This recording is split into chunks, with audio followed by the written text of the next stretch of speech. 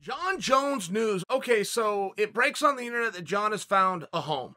And to pay that story off, I guess we got to back up first. Are you guys aware? Winkle John kicked Jon out of the gym. And you could see the pressure mounting.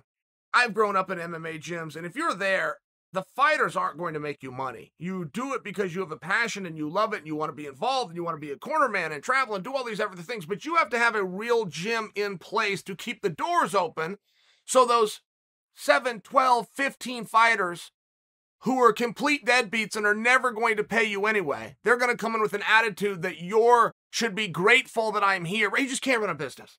So I don't know Jackson Wink's gym, but I know it's a big, beautiful footprint.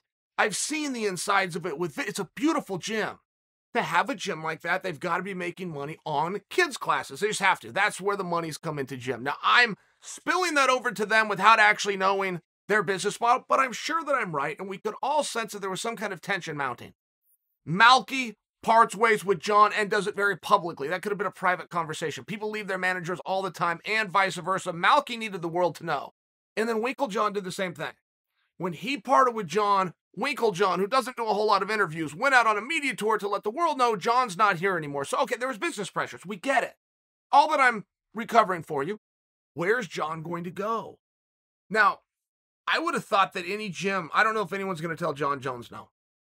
To bring a guy like that into your gym, you're not going to have bad PR for it because you're going to say, hey, we're here to help him. We're opening our doors to a guy who's currently homeless. Nothing bad's going to come.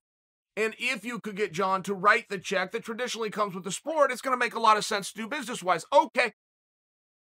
Jon put out a tweet over the weekend. And see, here's where you guys got to see where I'm torn. As a very open and advocate, you probably see Jon Jones in my title and think Chael's going to come and roast Jon Jones. Well, that's normally how I would go about it. But if Jon Jones is fried eggs, right? If he's scrambled upstairs, that puts me in an interesting position where I don't want to pick on the guy, and I won't. Got to be a level playing field.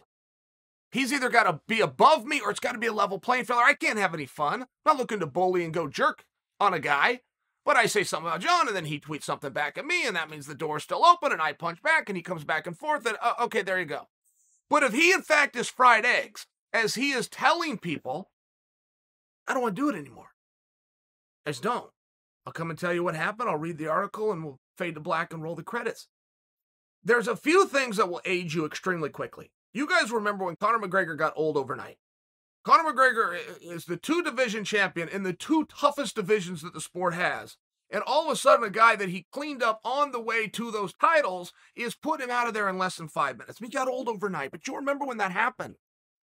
And there was a number of things that you could point to. Number one is inactivity. But in all fairness, an athlete, he can get 10 years older in 24 months. No problem. In Conor McGregor's case, booze, cocaine, and lawsuits will age you extremely quickly. And in a 2-year period between the coke and the booze and the lawsuits, he got old. You'll see these things with presidents. They'll always do this. The news will always do. The day the president was sworn into office, and then a side-by-side with what he looked like 1 term later, right? And it's almost unrecognizable. Wrinkles all over that he didn't have. Hair's either gone or the hair is now gray. It's always this thing, and it just has to do with the stress. I only bring that example because I know those go around the news and you've seen them, but it's very real. That president in 4 years got a hell of a lot older than we, the voter, got in those same 4 years. So if you're dealing with Jon Jones and you got drug abuse, you got alcoholism, and you got getting punched in the head, I think we can agree those things aren't good. And if he is, in fact, scrambled eggs, I'm not going to be part of giving him a hard time, just not. Go find somebody else to have some fun with. So I have to keep that in my mind, and even though I believe that that is nothing more than a defense, and that was a PR mechanism, and Jon loves to be the victim, like he has seen with his PR team that there is a major opportunity, particularly in America, for the victim, and he will attempt to so I don't know if that's what it was. I don't have enough evidence yet. But we do know that Jon needed a new gym. And one thing that has always surprised me about Jon is Albuquerque. If you've ever been to Albuquerque, I will promise you now, you sent nobody a postcard, you weren't there by choice, and your favorite thing about Albuquerque was leaving Albuquerque. And Jon stays there. And that's always surprised me.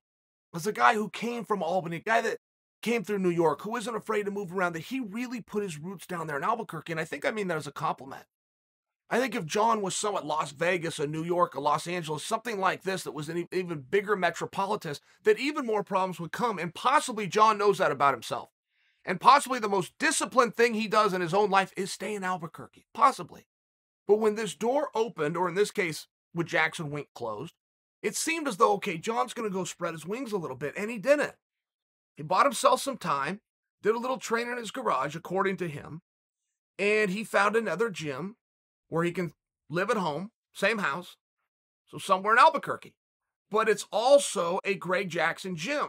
To my understanding of the article, it's the original Jackson gym. Remember that original gym where George St. Pierre and Rashad and Jon Jones were all training out of? It used to be in all the countdown videos. Apparently, Jackson still owns that affiliate, something along these lines, and Jackson is now allowing Jon in there. And I'm just wondering, do we got drama? Do we have a drama standpoint where Jon Jones just drew a wedge between Jackson Wink? Wink says you can't be here. Jackson owns a gym that Wink is no part of, and all of a sudden Jon's over. Do we have drama? I don't know. I will look forward to it if we do. That could get very juicy. That could be a very interesting play by Jon Jones. And if there is, in fact, a financial element to it, I've been told by Jon's team, Jon doesn't honor the code of MMA, which is 10% to your manager, 10% to your trainers. If you got one trainer, you got 3, you got 5, however you cut it up, but 10% is going to those guys. And I hear that Jon doesn't write those checks, but he still writes a check. And he still writes a pretty beautiful check, right? I mean, 10% of Jon's money is vastly different than 10% of another fighter's money. So that's okay. If everybody's agreed to it, I'm just sharing if that in fact is happening. And now that's only going to Jackson, and Wink has been cut out. I don't know how crazy Wink's going to be about that. On the other side of the coin, if you're Jackson, you go, coach, you didn't want him in your gym. He's not in your gym. I did exactly what you wanted, was to keep him out of this gym. Just because I have another one across town and I got a relationship with him. Right? I mean, they can both have their back and forth, and I could be completely wrong. Wink's in on the whole thing. Keep him out of this facility. Go get him over here. We'll find a way to get everybody back together, including myself, train him. Wink never shut the door on that. I mean, in all fairness, when Wink went around and said, look, for now, he said those words. So this guy's like a brother to me. For now. For now. He's got to go somewhere else. He's got to pay a penance. He's going to have to pay some dues. Okay. It's between them. I'm asking the question, are we going to see? Are we going to see some drama between them? Not answering it because I don't have the answer yet. Other side to this. Jon is one of the very few fighters who could have been done by now. He is at that age where it's a little weird that you're still fighting. You're not setting records. You're not Randy Couture territory, which is really cool. You're not Dan Henderson territory, which was really cool. You're in that weird age. Why are you still here? This is the age, particularly as young as Jon started, he should be done. But he did so many things in his career wrong. So incredibly different things. I did the Ultimate Fighter with him and had a face-to-face on specifically what Jon's participation was. I said absolutely nothing. I did not form a word because I stood there and heard what Jon's was and realized he doesn't know which way is up. And I just stood there quietly. So I only share with you, he should be long done and gone if he wants to be, right? If it's a choice and you choose to do it, very different. It's not a choice for Jon yet. He's left so much on the table, and he's had so many suspensions and so much time away from the sport, even this purgatory that he's in by choice right now, walking away from a world title that came with pay-per-view points, walking away for it to do nothing other than to be unemployed. I mean, right at first, he was going to come in at principle, and he was going to change the entire sport. None of those things happened, but he's coming back. He didn't get anything that he said he was going to do. The sport is not better off. Whatever ideology he thought he was going to invoke and preach did not happen, but he's coming back. It's not a choice. And that's one of those things where you sit back, if you're in my position, which is a very envious one of Jon. Look at Jon and go, man, you got everything going for you. Good-looking guy, and people like him, and cloaked in success. It's one of these things that there was so much mismanagement, so many bad decisions made, he's got to come back. All right, so from here, we see Jon training in the gym where we actually see him. Where we actually see him in the gym. He looked great. Jon Jones looked great. It would be disingenuous for me to say anything else. First off, the experiment of Jon Jones changing his physiology is one that I'm personally interested in.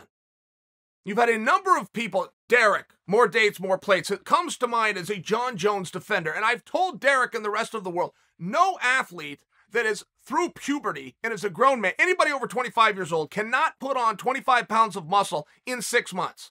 Derek wanted to come out and tell me they could have it. And then I challenged Derek and I said, then you tell me one person who did. You live in this, give me his name. Was it your cousin? Is it your brother? Is it your neighbor's friend's bus driver? Let's get him right now and he can tell us the story because it didn't happen. Because an adult can't do it. Not in 6 months, not 25 and not of muscle without anabolic steroids, of which Jon has a history with.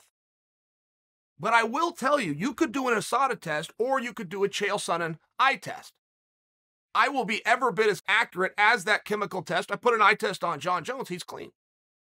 And Jon Jones, of anybody, I mean, in all fairness, guys, we want to be real fair to Jon. Jon has achieved physically things that no other guy could do. There's plenty of things that Jon has done. Well, you show me one other person that did it, or I'm not going to believe it. I could show you 5 or 6 that he's done, including become the champion of the world at 21. I mean, in all fairness, Jon Jones does physical things that nobody else can do. And I was very in for the physiological experiment. He was dead set on the idea that he must weigh 240 pounds and it must be the right way or he's not going to compete in the heavyweight class. He now claims he weighs 242 pounds according to Instagram, and I saw him and he looked good. He looked good.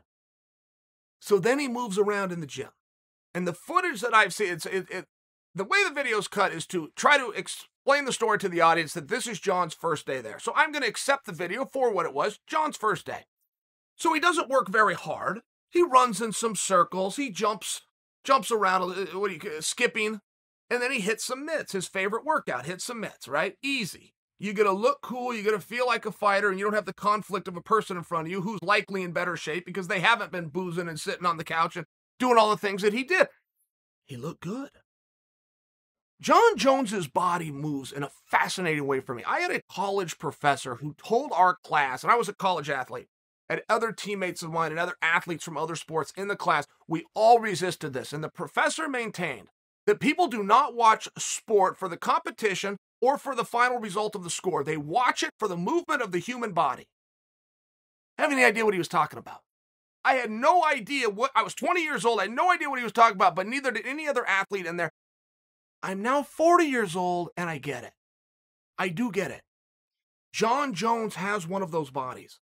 It is a thing of beauty to watch the way he moves, to watch the way he switches stance while throwing a rhythm at his opponent. Right? When you're switching stance, guys just punch you right in the mouth. They don't ever punch Jon. Why? Because he has a rhythm. He's offering them a distraction. He can put his big, long arm out using his attributes. You know, everybody's got a reach advantage. Who in the hell knows how to use it? Well, I'll give you one guy, Jon Jones. He'll put his hand out, just put his palm. Right? Remember those old cartoons? Guy would put his hand out on someone's forehead, and that guy would throw 20 punches and never touch him because he was held so far out. Jon Jones will do that to people in live competition on pay-per-view. It's an amazing thing the way he moves. And then his kicks, I prefer more than his punches. He turn his body sideways like he's doing Taekwondo. Got these oblique kicks. He'll bring it up to your chest. He'll surprise you with a rear kick. Just moves really well. But these are all things that you lose over time, particularly if you're getting older. And getting older, from getting punched in the head, doing cocaine, and drinking booze can happen a lot faster than it does to other people. I don't think it's happened to him yet. I don't. I will tell you, as a guy who constantly cheers against Jon for no other reason than to be a dick, I'm not confident he's not getting the belt back, guys. Are you? Are any of you confident he's not going to grab that strap? And it's a very wildly different match. We don't know if he's going to face Gon. We don't know if he's going to face Ngannou. We just know it's one of the two. That is a wildly different match. Jon's biggest reservation was size. It's still his biggest psychological reservation. He said as early as today, I'm not ready yet, but I will be in a few months. He's talking about the size. He's talking about, am I big enough to where I feel like I can go out there? Well, that's a totally different challenge if you're taking on Ngannou, who's the biggest guy in the weight, versus you're taking on Gon, who's going to weigh in identical to Jon. All of a sudden, Jon's not in a different weight. He's at the same weight that he weighs. Gon's in the 240s. Jon says he's going to be in the 240s. Same thing.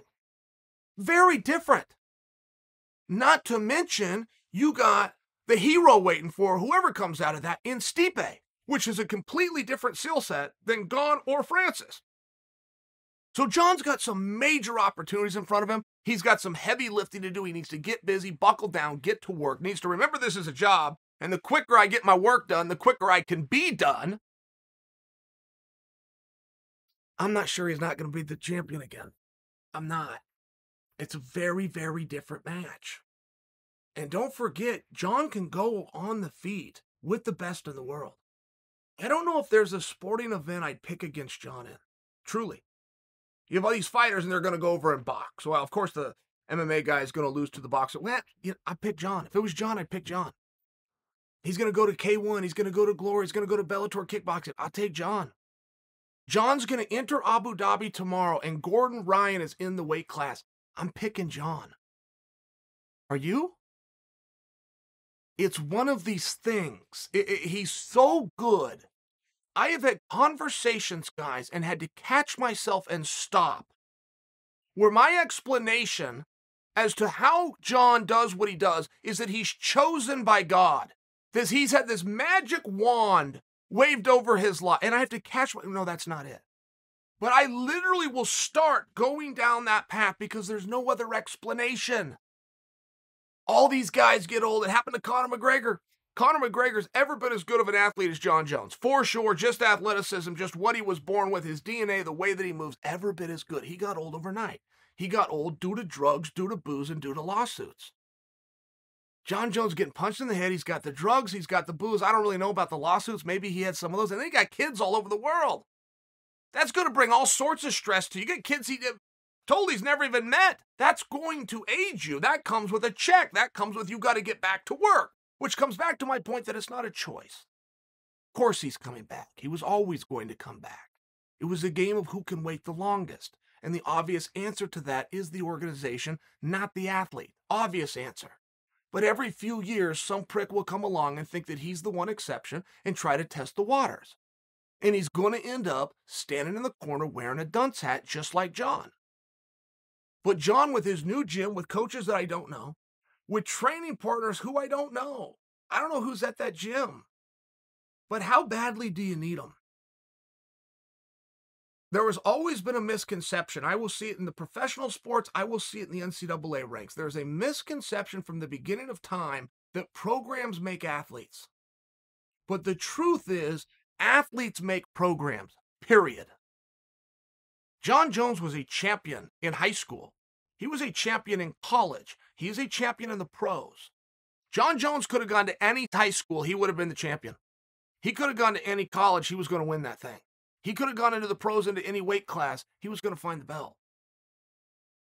Athletes make programs. Programs don't make athletes. So I don't know how much it matters who's there coaching. I don't know how much it matters what the structure is. I don't know that it matters who the training partners are.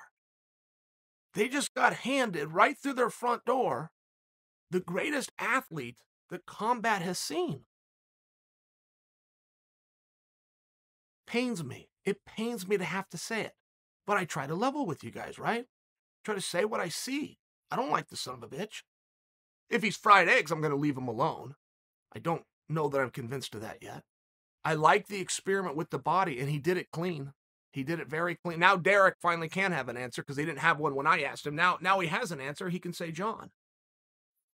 And I'm not sure he's not going to win that belt back, guys.